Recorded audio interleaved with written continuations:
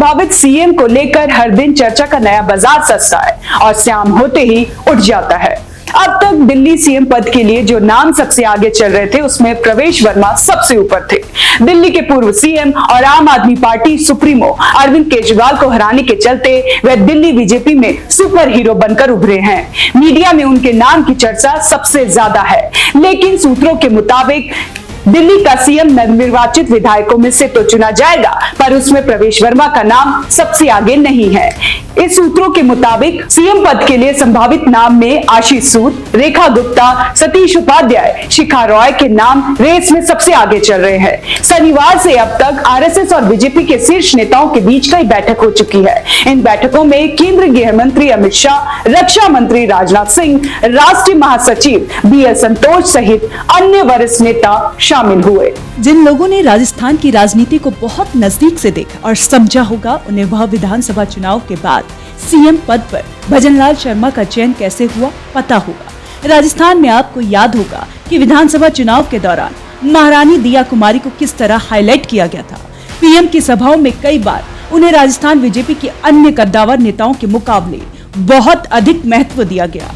Media में राजस्थान के CM को लेकर सबसे ज्यादा अटकलें दिया कुमारी को लेकर ही लगाई गई थी। दिया कुमारी को राजस्थान के सबसे डोमिनेट कास्ट राजपूत नेता के तौर पर स्थापित किया गया था।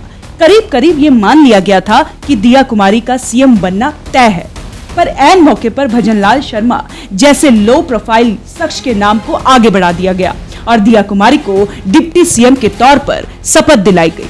दिया कुमारी खुशी खुशी आज राज्य की सेवा कर रही हैं। प्रवेश वर्मा की कहानी में दिया कुमारी का अक्ष दिखाई दे रहा है।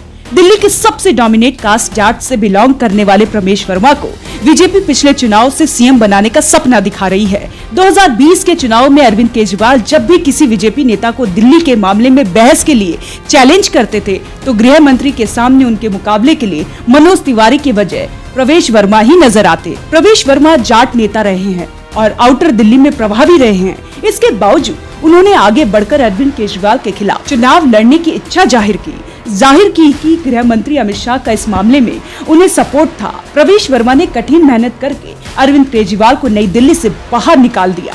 इसका नतीजा रहा कि न केवल अरविंद हारे, बल्कि उनके तमाम विधायक भी हारे।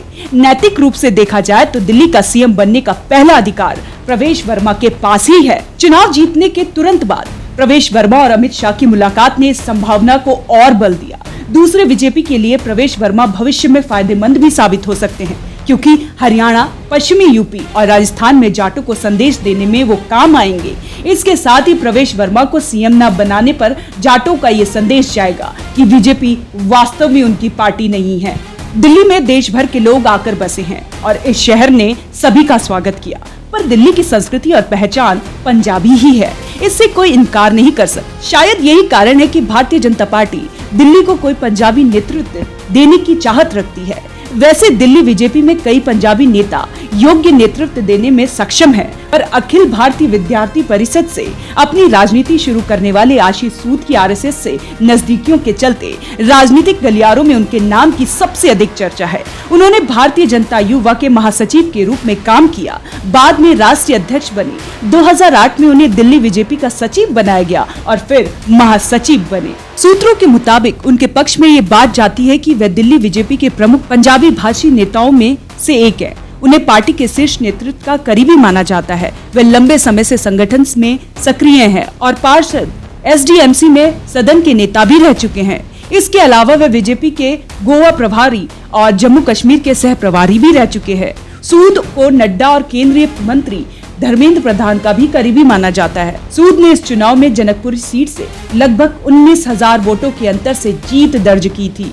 2020 में वह इस सीट से चुनाव हार गए थे। भारतीय जनता पार्टी किसी महिला को मुख्यमंत्री बनाकर एक तीर से कई निशाने भी लगा सकती है। सूत्रों के हवाले से मुख्यमंत्री पद किसी महिला, पंजाबी या जाट नेता को भी दिया जा सकता है।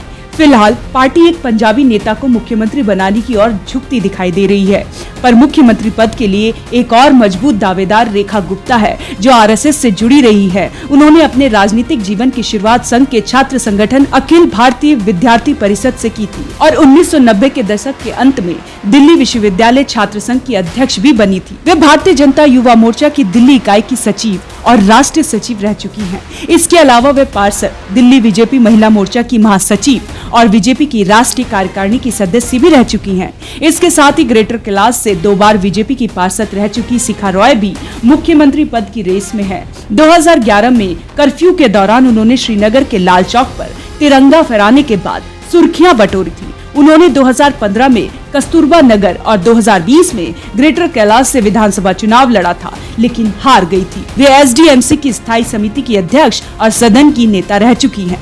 इसके अलावा वे दिल्ली बीजेपी की सचिव, महासचिव और उपाध्यक्ष जैसे महत्वपूर्ण संगठनात्मक पदों पर भी रही हैं। दरअसल बीजेपी के किसी भी राज्य में मुख्यमंत्री पद पर इस समय कोई महिला नहीं है। इसके साथ ही दिल्ली में पहले महिला मुख्यमंत्री की लंबी परंपरा रही है। सुषमा स्वराज, शीला दीक्षित के बाद अतिशी ने इस परंपरा को आगे बढ़ाया। किसी महिला को मुख्यमंत्री बनाने से पहला फायदा बीजेपी को यह होने वाला है कि किसी भी जाति या समुदाय को नाराजगी का एहसास नहीं होने वाला। किसी खास जाति या समुदाय के किसी शख्स को सीएम बनाने पर सबसे ज्यादा डर इस बात का रहता है कि उसका खास प्रतिद्वंदी अपने को अपेक्षित महसूस करने लगता है। हालांकि इन नामों के अलावा और भी कई नाम रेस में हैं। पूर्व दिल्ली बीजेपी अध्यक्ष सतीश उपाध्याय भी मुख्यमंत्री पद के संभावित दावेदारों में आगे चल रहे हैं। वह नई दिल्ली नगर परिषद के उपाध्यक्ष रह चुके हैं और एसडीएमसी की स्थायी समिति के अध्यक्ष सहित कई महत्वपूर्ण पदों पर कार्य कर चुके हैं। हर खबर का 360 व्यू जानने के लिए आप देखते रहें one nation one group news.